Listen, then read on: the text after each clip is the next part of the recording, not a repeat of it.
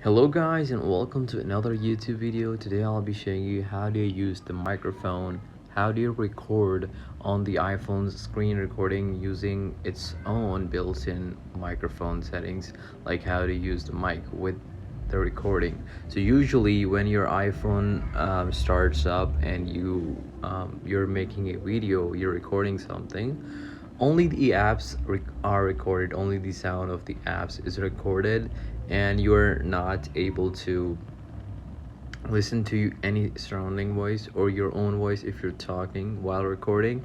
So first of all, what you guys need to do is actually go to control center and add the screen recorder, because for some people they haven't even added this screen recorder here. You can add this here. Usually it's available down here if it's not up here, so you can just add anything. You can hit plus and then they go up. So once you've done that, now you can see my screen recorder is right here. If I hold on to this, I can actually toggle this microphone option off and on. So I'm gonna be speaking, so you'll see that my sound will disappear.